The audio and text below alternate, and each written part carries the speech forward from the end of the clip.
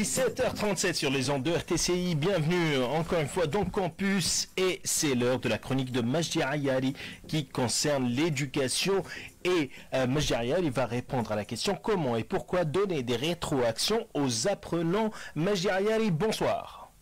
Bonsoir Karim, mes salutations à tous nos auditeurs. Alors effectivement Karim, aujourd'hui on va traiter des rétroactions en fait.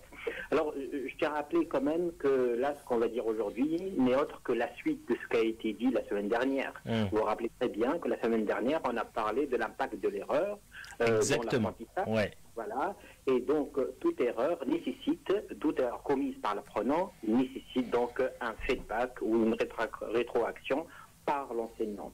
Alors je dirais aussi que d'une façon générale en fait, donc le feedback ou la rétroaction n'est autre que la suite logique donnée à une réponse proposée par l'apprenant. Cela veut dire qu'elle vient en réponse à un travail rendu, propose une correction commentée, exprime un jugement qui doit être raisonné et argumenté. Et donc la rétroaction a pour objectif de permettre à l'apprenant d'approfondir sa connaissance et de lui indiquer comment y parvenir. Alors comment formuler une bonne rétroaction, Majdi Ayari? Alors tout à fait. Alors je dirais même avant d'offrir de la rétroaction, il faut que j'ai déjà établi les critères d'évaluation avec mes apprenants. Lorsque j'offre de la rétroaction, mes commentaires doivent être liés à ces résultats d'apprentissage et ces critères d'évaluation. Cela veut dire qu'une bonne rétroaction doit être structurée comme suit. Rappeler les résultats obtenus par l'apprenant, citer les critères d'évaluation de ce travail pour que la rétroaction soit fondée et argumenter la rétroaction en faisant le lien entre le travail demandé et ce qui a été réellement fait par l'apprenant. Alors, je tiens à rappeler quand même, et ça c'est très important, il ne faut pas critiquer pour critiquer, car cela n'apporte rien. Surtout si je n'ai pas de suggestion, de reformulation pour améliorer l'apprentissage. On le voit souvent dans les réunions. Exactement, exactement. Et c'est plus critique, je dirais, lorsque vous êtes vous assurez de la formation, vous donnez des cours, surtout pour des enfants en bas âge. Donc c'est important de dire quand même, c'est bien, je suis en train d'évaluer et non pas de critiquer. Absolument, donc, ça, sinon c'est contre-productif. Alors quelles sont les fonctions assurées par ce qu'on appelle, ce que vous appelez la rétroaction?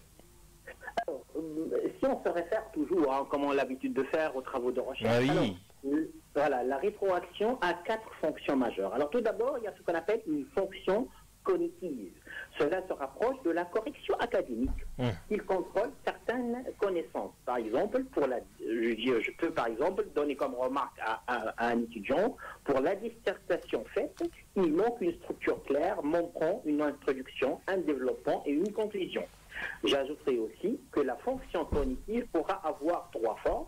Elle peut être une rétroaction de base en indiquant tout simplement à l'apprenant si sa réponse est la bonne ou pas. Donc, comme elle peut aussi avoir être une rétroaction cognitive directive pour lui montrer carrément le chemin à suivre pour résoudre son exercice. Mais elle peut aussi être une rétroaction cognitive d'accompagnement vers la recherche de la bonne réponse en lui éclairant les pistes à suivre. Là, on parle bien sûr de la fonction cognitive. Alors, la deuxième fonction, qui est d'ordre métacognitif, c'est plus général que le contenu cognitif. Voilà, on traite en fait, donc, je dirais plutôt là, on propose une rétroaction qui est centrée davantage sur le cadre général dans lequel la tâche est accomplie. Et donc, poussera l'apprenant à développer une réflexivité sur son travail. Par exemple, commencer par faire une synthèse des concepts clés, aborder en cours pour pouvoir les exploiter dans mes travaux. Cette fonctionnalité répond donc à la question comment je vais travailler. Donc là, on expose aux étudiants des remarques sur leur manière de travailler et ça peut être utile au-delà de la matière enseignée. Donc ça peut être des remarques qui peuvent toucher à toutes les matières. Alors la troisième fonction est d'ordre méthodologique.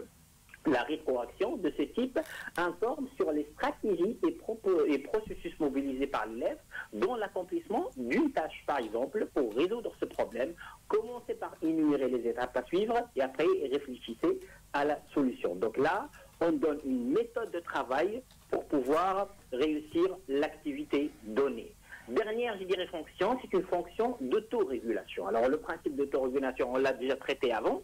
Donc là, il s'agit donc d'une rétroaction qui comporte une composante qui essaye d'aider l'apprenant à s'autoréguler. Et lorsqu'on parle d'autorégulation, ça nous renvoie essentiellement vers la motivation. Donc, c'est là où on essaie de motiver l'apprenant et de lui expliquer qu'il pourra solliciter ses collègues pour chercher de l'aide. Donc là, on parle de la fonction d'autorégulation. Alors, quelle est la bonne recette que vous donnez pour que les enseignants, finalement, puissent réussir cette rétroaction qui n'est pas un exercice facile?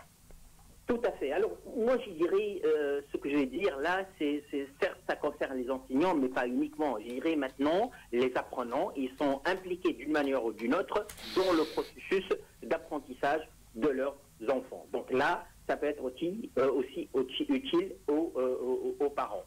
Donc, je dirais donc, il faut être très vigilant à notre manière de donner une rétroaction. En effet, elle doit à la fois inclure un commentaire sur le travail effectué par l'apprenant et le guider dans ce qu'il doit faire pour atteindre le niveau de compétence souhaité. Par exemple, ce genre de remarque qui est ton travail est incomplet, tu dois développer davantage la conclusion.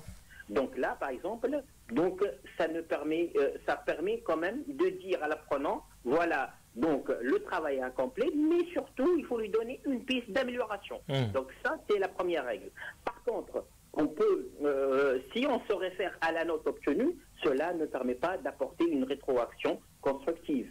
Une remarque de genre, la note obtenue est insuffisante, ta rédaction est incomplète et déconseillée, car elle n'indique pas comment s'améliorer. Donc ça, c'est la première règle à respecter. Donc la rétroaction doit être, je dirais, donc constructive et donc donner un plus à l'apprenant.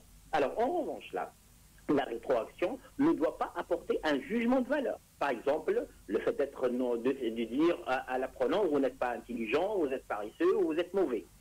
Cela touchera carrément à la motivation de l'apprenant et même en le qualifiant par exemple d'intelligent, vous êtes en train de faire un complément et non pas de donner une rétroaction. Donc, essayons d'éviter donc d'être surtout d'avoir un jugement de valeur, donc d'utiliser des adjectifs péjoratifs. Et même lorsque vous voulez, je dirais, donner un compliment, il faut bien comprendre que le compliment n'est pas une rétroaction. C'est complètement différent. Alors, donc, il faut s'en tenir à davantage d'objectivité dans le jugement. Tout à fait, tout à fait. Là, n'oublions pas toujours la règle d'or ici, la rétroaction doit être constructive. Donc ça, c'est le point clé. Alors, d'une manière générale, je dirais que la rétroaction ne doit pas donner l'impression qu'on est en train de donner des instructions fermes à l'apprenant. Donc la rétroaction ne peut pas fonctionner que si l'apprenant puisse la comprendre, l'accepter dans un deuxième temps et lui donner, dans une dernière étape, la possibilité pour qu'il réagisse en cas de besoin d'éclaircissement supplémentaire. Donc le climat de confiance apprenant-enseignant est plus que nécessaire pour réussir à la rétroaction. Donc là, en fait, c'est bien de donner un feedback, mais il faut s'attendre à que l'apprenant puisse y aller dans la discussion et donc demander plus d'éclaircissement par rapport à ça. Alors un autre conseil, c'est la rétroaction doit être donnée dans un temps opportun. Cela veut dire laisser l'apprenant essayer et juste après, donnez-lui un feedback sans que cela traîne dans le temps, que ça traîne beaucoup dans le temps. Donc le timing de la rétroaction est très important. Donc, pour que la rétroaction elle puisse avoir l'effet escompté, ne tardez pas à donner le feedback à vos apprenants. N'oubliez pas aussi que certes, lorsque vous vous adressez à l'apprenant, mais vous faites une rétroaction par rapport à son travail. Distinguez l'apprenant et son travail. Et surtout, donc, comme je l'ai dit tout à l'heure, pas de jugement de valeur sur l'apprenant. Alors cela ressemble bien à une communication. La rétroaction, ça fait partie de la communication entre enseignants et apprenants. Quels sont les canaux à utiliser pour véhiculer la rétroaction? Tout à fait. dès qu'on commence à parler avec l'apprenant, donc il y a, je dirais, un émetteur et un récepteur, dans ce cas-là, on parle bien de la communication. Alors, je reviens ici par rapport est-ce que aussi je vais vous poser une question, est-ce que c'est aussi important de valoriser ce qu'il y a de positif avant de pouvoir critiquer? Tout à fait, tout à fait. Et là, ça fait partie justement de la communication constructive, et avec la manière avec laquelle on peut, je dirais, communiquer avec l'autre. Et d'ailleurs, je reviens toujours, et j'arrêterai pas de le dire, donc nos enseignants, ils ont besoin de formation sur les techniques de communication. La communication, ça s'apprend et ça se cultive. Et donc, elle est devenue une compétence donc très importante. Alors, je reviens par rapport justement aux canaux de communication possibles pour émettre une rétroaction. Tout d'abord, comme on le sait, elle peut être donnée d'une manière orale, donc oralement ou par écrit. Alors, cela dépend bien sûr de la fonction assurée par la rétroaction et du contexte de son utilisation. Par exemple, à l'oral, la rétroaction est utile lorsque vous voulez donner à vos apprenants des nouvelles pistes de réflexion, et cela en leur posant des questions pour les amener à réfléchir sur ces nouvelles pistes. On peut parler alors de rétroaction individuelle, elle peut être adressée à un groupe d'apprenants ou carrément être adressée à l'ensemble de votre classe. Donc là, l'oral, l'avantage, c'est vraiment de poser des questions et de mener une réflexion commune avec votre apprenant, et elle peut être donc donnée donc à titre individuel comme être accordée à un ensemble de groupes. Alors par exemple, une des, je dirais, des rétroactions possibles, c'est de dire pourquoi as-tu procédé de cette manière. Cela veut dire quoi? Ça veut dire qu'on ramène l'apprenant à un niveau métacognitif. Je ne suis pas en train de chercher la solution, mais surtout, je cherche comment trouver cette solution-là. Donc là, ce qu'on appelle le métacognitif. As-tu essayé, par exemple, de tester ces pistes? Donc je lui donne quelques indications pour y aller pour prendre le bon chemin. Par exemple aussi, on peut lui dire quelle est la finalité de la tâche que vous venez de faire.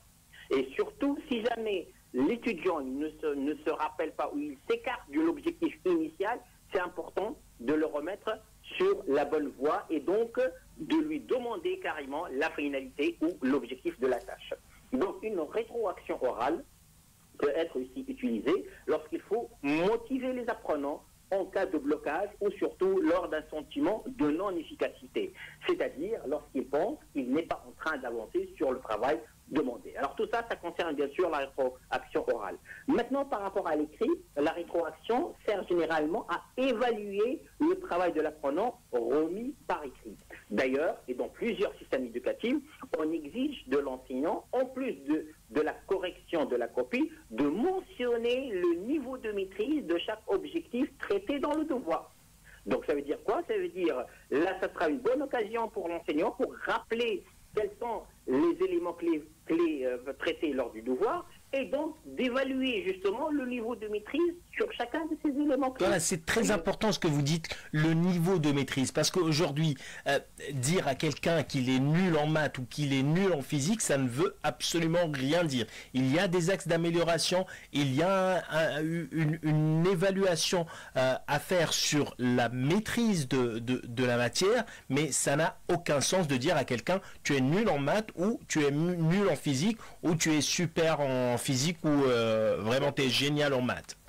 Tout à fait, tout à fait. Donc tout à l'heure, on a parlé donc de la rétroaction constructive. Maintenant, j'y dirais même la rétroaction, elle doit être l'allié de l'apprenant, d'accord, pour lui montrer là où il y aura des pistes d'amélioration à faire.